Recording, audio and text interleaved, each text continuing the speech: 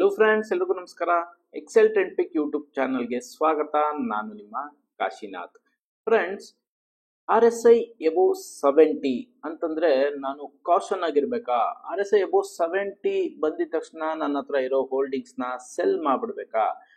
ಯಾಕೆ ಈ ಕನ್ಫ್ಯೂಷನ್ಸ್ ತುಂಬಾ ಜನದ ಮೈಂಡ್ ಅಲ್ಲಿ ಇದೆ ಅಂತಂದ್ರೆ, ಇದಕ್ಕೆ ಗೂಗಲ್ ಕೂಡ ಒಂದು ಕಾರಣ, ಮತ್ತೆ ತುಂಬಾ ಜನ ಎಕ್ಸ್ಪರ್ಟ್ಸು ಇದಕ್ಕೆ ಕಾರಣ.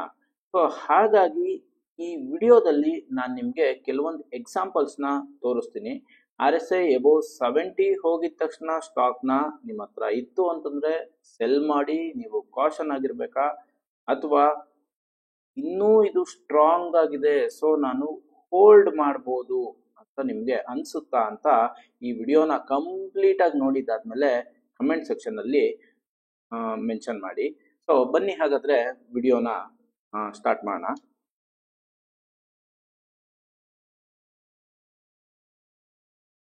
ನೋಡಿ, ಫಸ್ಟ್ ಎಕ್ಸಾಂಪಲ್ ಫಸ್ಟ್ ನಿಮಗೆ ಗೂಗಲ್ ಅಲ್ಲಿ ತೋರಿಸ್ತೀನಿ. ನೋಡಿ, ಗೂಗಲ್ ಅಲ್ಲಿ RSI ಎಬೋವ್ 70 ಅಂತ ಕೊಟ್ರೆ, high RSI levels above 70 generate sell signals and suggest that a security is overbought or overvalued ಅಂತ ತೋರಿಸುತ್ತೆ. ಸೊ ಹಾಗಾಗಿ ಗೂಗಲ್ ಇಂದನೂ ಈ ಕನ್ಫ್ಯೂಷನ್ ತುಂಬಾ ಜನಕ್ಕಿದೆ. ಮತ್ತೆ ತುಂಬಾ ಜನ ಎಕ್ಸ್ಪರ್ಟ್ಸು ಇದನ್ನ ಸ್ಟಿಲ್ ಹೇಳ್ತಾ ಇದ್ದಾರೆ, RSI ಎಬೋವ್ 70 ಇದೆ, ಕಾಷನ್ ಆಗಿರಿ, RSI ಎಬೋವ್ 70 ಇದೆ, ಕಾಷನ್ ಆಗಿರಿ. ಸೊ ನೋಡಿ, ಈಗ ಈ HAL Hindustan aeronautics limited company share ಅಲ್ಲಿ 2022 ಜುಲೈಯಲ್ಲಿ 75 ಬಂದಿದೆ RSI. ಓಕೆನಾ? 1033 ಪ್ರೈಸ್. ಇಲ್ಲಿಂದ ಕಾಷನ್ ಆಗಿರಿ ಅಂದ್ರೆ ಹೆಂಗೆ? ಮೇಲಕ್ಕೆ ಹೋಗ್ತಾನೆ ಇದೆ, ಇಲ್ಲಿ ಕಾಷನ್ನು, ಮತ್ತೆ ನಾನು ಇಲ್ಲಿ ಕಾಷನ್ನು, ಮತ್ತೆ ನಾನು ಇಲ್ಲಿ ಕಾಷನ್ ಆಗಿರ್ಬೇಕಾ? ಅಂದ್ರೆ ಸ್ಟಾಕ್ ಮೇಲಕ್ಕೆ ಹೋಗ್ತಾ ಇದೆ, ನಾನು ಯಾಕೆ ಕಾಷನ್ ಆಗಿರ್ಬೇಕು? ಮೇಲಕ್ಕೆ ಹೋಗ್ತಾ ಇದೆ, ನನ್ನ ಹತ್ರ ಇರೋ ಹೋಲ್ಡಿಂಗು ಮೇಲಕ್ಕೆ ಹೋಗ್ಬೇಕಾದ್ರೆ ನಾನು ಯಾಕೆ ಕಾಷನ್ ಆಗಿರ್ಲಿ? ಬೀಳ್ಬೇಕಾದ್ರೆ ಕಾಷನ್ ಆಗಿರೋದು ಒಳ್ಳೇದು. ಆದ್ರೆ RSI ಎಬೋವ್ 70 ನೋಡಿ, ನಾವು ಬೈ ಮಾಡದೆ RSI ಎಬೋವ್ 60 ಇದ್ದಾಗ 60 to 70 ಬರೀ ಒಂದ್ 2 ತಿಂಗಳು 3 ತಿಂಗಳಿಗೆ ಬಂದ್ಬಿಡುತ್ತೆ ಎಲ್ಲಾ ಸ್ಟಾಕ್ ಅಲ್ಲೂ. ಸೊ 70 ಹೋಗಿದ ತಕ್ಷಣ ನಾವು ಸೆಲ್ ಮಾಡ್ಬಿಡ್ತೀವಿ ಅಂತಂದ್ರೆ, ಇದು ನೀವು ಒಂದು 50 ಚಾರ್ಟ್ 100 ಚಾರ್ಟ್ ನೋಡಿ, ಯಾವುದೇ ಕಂಪ್ನಿ ಶೇರ್ಸ್ ನಿಮ್ಮ ಹತ್ರ ಇರೋ ಹೋಲ್ಡಿಂಗ್ಸ್ ನ ನೋಡಿ, 70 ಹೋದಾಗ ಅದು ಇನ್ನೂ ಸ್ಟ್ರಾಂಗ್ ಆಗಿ ಮೇಲಕ್ಕೆ ಹೋಗ್ತಾ ಇರುತ್ತೆ, ಬಿಟ್ರೆ ಅಲ್ಲಿಂದ ಬೀಳೋ ಚಾನ್ಸಸ್ ಕಡಿಮೆ. ನೋಡಿ, ಈ ಸ್ಟಾಕ್ ಅಲ್ಲಿ ನಾನು 1000 ರುಪೀಸ್ ಅಲ್ಲೇ ಕಾಷನ್ ಅಥವಾ 1000 ರುಪೀಸ್ ಅಲ್ಲೇ ನಾನು ಸೆಲ್ ಮಾಡ್ಬಿಟ್ಟೆ ಅಂತಂದ್ರೆ, ಈ ಸ್ಟಾಕ್ ಇಲ್ಲಿಂದ 5500 ರೂಪಾಯಿವರೆಗೂ ಹೋಗಿದೆ. ಸೊ 1000 ರುಪೀಸ್ ಅಲ್ಲಿ ಕಾಷನ್ ಆದೆ, 1500 ರುಪೀಸ್ ಬಂತು, ಅಲ್ಲೂ ಕಾಷನ್ ಆದೆ, 2000 ರುಪೀಸ್ ಬಂತು, ಅಲ್ಲೂ ಕಾಷನ್ ಆದೆ, ಇಲ್ಲ 1000 ರುಪೀಸ್ ಬಂತು, ಗೂಗಲ್ ಅಲ್ಲಿ ಹೇಳ್ತು ಅಥವಾ ಬೇರೆ ಎಕ್ಸ್ಪರ್ಟ್ಸ್ ಹೇಳಿದ್ರು, RSI ಎಬೋವ್ 70 ಇದೆ, ಕಾಷನ್ ಆಗಿರೋ, ಬಿದ್ದೋಗ್ಬಿಡತ್ತೆ. 1 2 3 ದಿನ ಬೀಳುತ್ತೆ, ನಿಮ್ಗೆ ಮೈಂಡ್ ಅಲ್ಲಿ ಏನಿರುತ್ತೆ, RSI ಎಬೋವ್ 70 ಇದೆ, ಅದಕ್ಕೆ ಬೀಳ್ತಾ ಇದೆ ಅಂತ. ಸೊ ಅವಾಗ ಎಕ್ಸಿಟ್ ಆಗ್ಬಿಡ್ತೀರಾ. ಎಕ್ಸಿಟ್ ಆದ್ಮೇಲೆ ಆ ಸ್ಟಾಕ್ ನ ಮತ್ತೆ ಬೈ ಮಾಡ್ಬೇಕು ಅಂತ ನೀವು ಯೋಚನೆ ಮಾಡ್ತೀರಾ. ಆದ್ರೆ RSI ಎಬೋವ್ 70 ಇದೆ, ಬೀಳ್ಬೋದು ಅಂತ ವೆಯ್ಟ್ ಮಾಡ್ತೀರಾ. ಅದೇ ಸ್ಟಾಕ್ 1000 ರೂಪಾಯಿಂದ 5000 ರೂಪಾಯಿಗೆ ಹೋಗುತ್ತೆ. ಆದ್ರೆ ನೀವು ಆಪರ್ಚುನಿಟಿನ ಮಿಸ್ ಮಾಡ್ಕೊಳ್ತೀರಾ. ಡೈಲಿ ನಿಮ್ಮ ಹತ್ರ ಇರೋ ಸ್ಟಾಕ್, ಅಯ್ಯೋ ನಾನು ಕೊಟ್ಬಿಟ್ಟೆ ಅಂತ ಬೇಜಾರು ಮಾಡ್ಕೊಳ್ತೀರಾ. ಸೊ ಇದಕ್ಕೆ ಏನು ಸೊಲ್ಯೂಷನ್ ಅಂತಂದ್ರೆ, ನಿಮ್ಮ ಹತ್ರ ಇರೋ ಸ್ಟಾಕ್ಗೆ ನೀವು ಎಕ್ಸಿಟ್ ಆಗ್ಬೇಕಂದ್ರೆ ಒಂದು ಎಕ್ಸಿಟ್ ರೂಲ್ ನ ಇಟ್ಕೊಳ್ಳಿ. ಆ ಎಕ್ಸಿಟ್ ರೂಲು ನೀವು ಫಾಲೋ ಮಾಡಿ. ಆದ್ರೆ RSI ಎಬೋವ್ 70 ಇದ್ದಿದ ತಕ್ಷಣ ಇದು ಸೆಲ್ ಸಿಗ್ನಲ್ ಅಲ್ಲ, ಅಥವಾ ಅಲ್ಲಿಂದ ಸ್ಟಾಕು ಬಿದ್ದೇ ಬೀಳುತ್ತೆ ಅನ್ನೋ ಕಾಷನ್ ಸಿಗ್ನಲ್ ಅಲ್ವೇ ಅಲ್ಲ. ಸೊ ಈ ತರ ಇನ್ನೊಂದು ಎಕ್ಸಾಂಪಲ್ ತೋರಿಸ್ತೀನಿ ನೋಡಿ.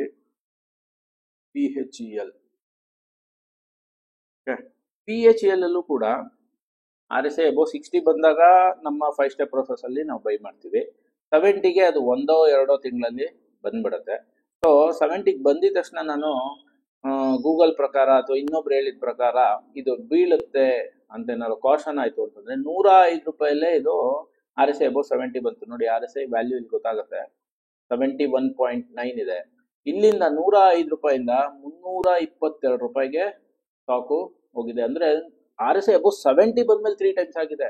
ಅದಕ್ಕೂ ಮೊದಲು ಹೋಗಿರುವಂತದ್ದು ಕಡಿಮೆ. ಸೊ ಹಾಗಾಗಿ ನೀವು ಆರ್ ಎಸ್ ಐ ಅಬೌವ್ 70 ಬಂದು ಅಂದಿದ ತಕ್ಷಣ ಕಾಷನ್ ಆಗ್ಬೇಡಿ. ನನ್ನ ಪ್ರಕಾರ ಏನು ಅಂತಂದ್ರೆ ಆರ್ ಎಸ್ ಐ ಅಬೌವ್ 70 ಬಂತು ಅಂತಂದ್ರೆ ಆ ಸ್ಟಾಕ್ ಅಲ್ಲಿ ನಿಮ್ಗೆ ಸ್ವಿಂಗ್ ಟ್ರೇಡಿಂಗ್ ಆಪರ್ಚುನಿಟೀಸ್ ಜಾಸ್ತಿ, ಪ್ಲಸ್ ಶಾರ್ಟ್ ಟರ್ಮ್ ಆಪರ್ಚುನಿಟೀಸು ಜಾಸ್ತಿ, ಇಂಟ್ರಾಡೇ ಆಪರ್ಚುನಿಟೀಸು ಜಾಸ್ತಿ. ಯಾವ ಸ್ಟಾಕು ರ್ಯಾಲಿ ಆಗ್ತಾ ಇರುತ್ತೋ, ಯಾವ ಸ್ಟಾಕು ಮೇಲಕ್ಕೆ ಹೋಗ್ತಾ ಇರುತ್ತೋ ಆ ಸ್ಟಾಕ್ ಅಲ್ಲಿ ನೀವು ಇರಬೇಕು ಅಂತಂದ್ರೆ first indication will be R S I.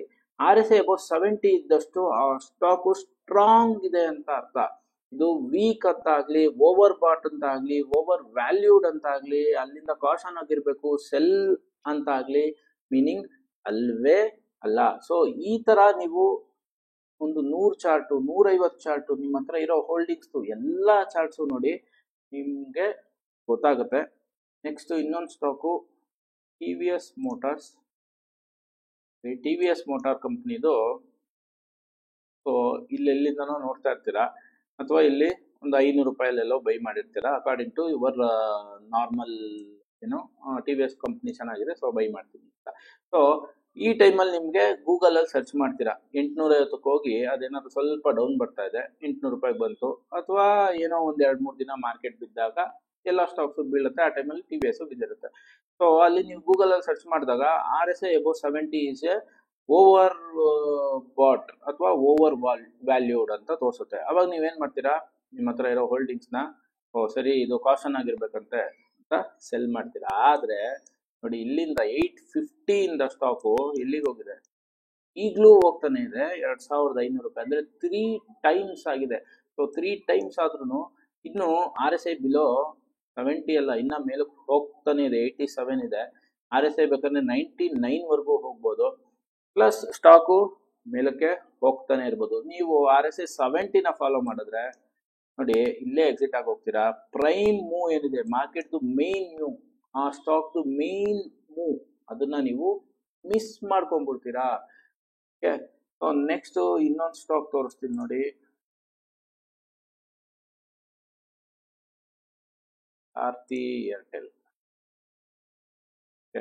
ನೋಡಿ ಸ್ಟಾಕು ಕೂಡ ಆರ್ ಎಸ್ ಐ 70 ಆಲ್ಮೋಸ್ಟ್ ಇಲ್ಲಿ ಇಲ್ಲಿ ನವೆಂಬರ್ 2023 ನಲ್ಲಿ ಬಂದಿದೆ 1018 ರೂಪಾಯಿ ರೀಸೆಂಟ್ ಆಗಿ. ಅಲ್ಲಿಂದ 1455 ರೂಪಾಯಿ, ಅಂದ್ರೆ 500 ರೂಪಾಯಿ, ಅಂದ್ರೆ 50% ರಿಟರ್ನ್ಸು ನಿಫ್ಟಿನಲ್ಲಿರುವಂತ ಒಳ್ಳೆ ಸ್ಟಾಕು ಇದು ರಿಟರ್ನ್ಸ್ ಬಂದಿದೆ ಅಂತಂದ್ರೆ ನೀವು ಇಲ್ಲೇ 1000 ರುಪೀಸ್ ಅಲ್ಲೇ ಇದು ಓವರ್ ವ್ಯಾಲ್ಯೂಡ್ ಅಂತ ಎಕ್ಸಿಟ್ ಆದ್ರೆ ಈ ಪ್ರೈಮ್ ಮೂವ್ ಏನಿದೆ, ಮೇನ್ ಮೂವ್ ಏನಿದೆ, ಇದನ್ನ ನೀವು ಮಿಸ್ ಮಾಡ್ಕೊಂಡ್ಬಿಡ್ತೀರಾ. ಸೊ ಹಾಗಾಗಿ ಆರ್ ಎಸ್ ಐ ಅಬೌವ್ 70 ಅಂದಿದ ತಕ್ಷಣ ಇದು ಓವರ್ ವ್ಯಾಲ್ಯೂಡ್ ಅಲ್ಲ. ಸೊ ಈಗ ನಾನು ರೀಸೆಂಟ್ ಎಕ್ಸಾಂಪಲ್ಸ್ನ ನಿಮ್ಗೆ ತೋರಿಸ್ದೆ. ನಿಮ್ಗೆ ಏನನ್ಸಿರುತ್ತೆ, ಈ ಆರ್ ಎಸ್ ಐ ಈಗ ಮಾತ್ರ ಮಾರ್ಕೆಟ್ 1-1.5 ವರ್ಷದಿಂದ ರ್ಯಾಲಿ ಇದೆ ಹಾಗಾಗಿ ಇವಾಗ ಮಾತ್ರ ವರ್ಕ್ ಆಗ್ತಾ ಇದೆಯಾ, ಅಥವಾ ಪ್ರೀವಿಯಸ್ ಟೈಮ್ಸು ವರ್ಕ್ ಆಗಿದ್ಯಾ ಅಂದ್ರೆ ಇದು ಯಾವಾಗ್ಲೂ ಜನರಲ್ ಆಗಿ ಒಂದೇ ಇಂಡಿಕೇಟರು ಯಾವಾಗ್ಲೂ ಒಂದೇ ತರ ವರ್ಕ್ ಆಗುತ್ತಾ, ಅಥವಾ ಟೈಮ್ ಚೇಂಜ್ ಆದಂಗೆ ಅಥವಾ ಇಯರ್ಸ್ ಬ್ಯಾಕ್ ವರ್ಕ್ ಆಗಿದ್ಯಾ ಅಂತ ನೋಡ್ಬೇಕು ಅಂತಂದ್ರೆ ನೋಡಿ ಇಲ್ಲಿ almost 42 rupees R S I value 80 ಇದೆ. ಅಲ್ಲಿಂದ ಭಾರತಿ ಏರ್ಟೆಲ್ 2003 ನಲ್ಲಿ 21 ವರ್ಷದ ಮುಂಚೆ ಅಲ್ಲಿಂದ 42 ರೂಪಾಯಿಂದ ಎಲ್ಲಿವರೆಗೂ ಹೋಗಿದೆ ನೋಡಿ 200 ರೂಪಾಯಿವರೆಗೂ ಸ್ಟಾಕು ರ್ಯಾಲಿ ಆಗಿದೆ. ಆರ್ ಎಸ್ ಐ ಅಬೌವ್ 70ನೇ ಇದೆ. ಇಲ್ಲೆಲ್ಲ ಯಾರು R S I above 70 caution ಆಗಿರಿ ಡೌನ್ ಬಂದಾಗ ತಗೊಳ್ಳಿ, ಅಥವಾ 30ಗೆ ಬಂದಾಗ ತಗೊಳ್ಳಿ, ಆರ್ ಎಸ್ ಐ 30ಗೆ ಬಂದಾಗ ತಗೊಳ್ಳಿ ಅಂತ ಹೇಳ್ತಾರೋ ಇಲ್ಲಿಂದ ಈ ರ್ಯಾಲಿನ ಮಿಸ್ ಮಾಡ್ಕೊಂಡ್ಬಿಡ್ತಾರೆ. ಸೊ ಹಾಗಾಗಿ ಇದು ತಪ್ಪು ತಿಳಿವಳಿಕೆ. ನೋಡಿ ಇದೇ ತರ ನಾನು ನಿಮ್ಗೆ ಬಿ ಎಚ್ ಎಲ್ ತೋರಿಸ್ದೆ. ಅದೇ ಬಿ ಎಚ್ ಎಲ್ 2005 ಅಲ್ಲಿ ಎಷ್ಟಿದೆ, 77 ರುಪೀಸ್ ಇದೆ ಹೈ. ಅವಾಗ ಆರ್ ಎಸ್ ಐ ಎಷ್ಟಿದೆ, 79 ಆರ್ ಎಸ್ ಐ ಇದೆ, 77. ಅಲ್ಲಿಂದ 2 ವರ್ಷದಲ್ಲಿ 390 ರೂಪಾಯಿಗೆ ಹೋಗಿದೆ. ಅಂದ್ರೆ ಆರ್ ಎಸ್ ಐ ಅಬೌವ್ 70 ಇದ್ದಷ್ಟು ಸ್ಟ್ರಾಂಗು ಅಂತ. ಅದು ಇವಾಗ 2020 ನಲ್ಲಿ ವರ್ಕ್ ಆಗ್ತಾರೋ ಅಥವಾ 2024 ಅಲ್ಲಿ 23 ನಲ್ಲಿ ವರ್ಕ್ ಆಗ್ತಾರೋ ಕಾನ್ಸೆಪ್ಟ್ ಅಲ್ಲ. 2005 ಅಲ್ಲೂ ಇದೇ ಕಾನ್ಸೆಪ್ಟ್ ಇತ್ತು, 2010 ಅಲ್ಲೂ ಇದೇ ಕಾನ್ಸೆಪ್ಟ್ ಇತ್ತು, 2024 ಅಲ್ಲೂ ಇದೆ. ನನ್ನ ಪ್ರಕಾರ 2015 ಅಲ್ಲೂ ಇದೇ ಕಾನ್ಸೆಪ್ಟು ವರ್ಕ್ ಆಗುತ್ತೆ.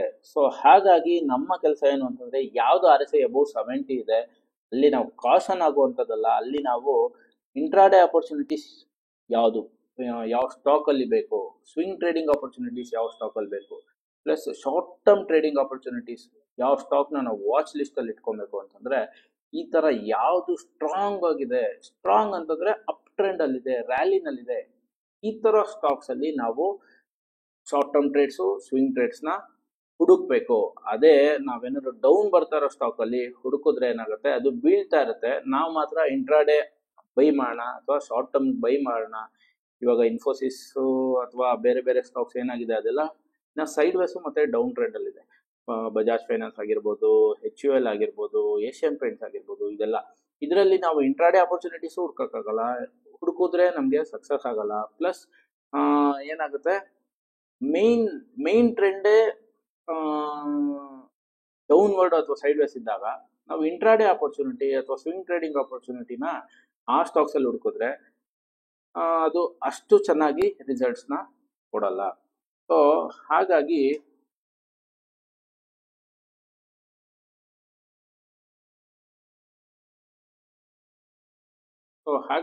ಫ್ರೆಂಡ್ಸ್, ನಿಮ್ಮ ಹತ್ರ ಯಾವುದೇ ಹೋಲ್ಡಿಂಗ್ಸ್ ಇರಲಿ, RSI ಅಬೌವ್ 70 ಅಂತ ಬಂದಿದ ತಕ್ಷಣ ಕಾಷನ್ ಆಗೋಕ್ಕೆ ಹೋಗ್ಬೇಡಿ, ಅಥವಾ ಇದು ಸೆಲ್ ಸಿಗ್ನಲ್ ಅನ್ನೋದು ಅಲ್ಲ, ಅದು ಸ್ಟ್ರಾಂಗ್ ಆಗಿದೆ ಅಂತ. ಸೊ ಇದಕ್ಕೆ ನೀವು ನಿಮಗೆ ಸೆಲ್ಫ್ ಆಗಿ ಕಾನ್ಫಿಡೆನ್ಸ್ ಬರಬೇಕು ಅಂತಂದ್ರೆ, ನಿಮ್ಮ ಹತ್ರ ಇರೋ ಹೋಲ್ಡಿಂಗ್ಸ್ ಎಲ್ಲ ಲಾಸ್ಟ್ 6 months ಅಲ್ಲಿ ಯಾವ್ದು ಜಾಸ್ತಿ ರಿಟರ್ನ್ಸ್ ಕೊಟ್ಟಿದೆ, ಅದು RSI ವ್ಯಾಲ್ಯೂ ಎಷ್ಟಿದೆ, ಇದನ್ನ ನೀವು ಕ್ರಾಸ್ ಚೆಕ್ ಮಾಡ್ಕೊಳ್ಳಿ, ಆವಾಗ ನಿಮಗೆ ಕಾನ್ಫಿಡೆನ್ಸ್ ಬರುತ್ತೆ.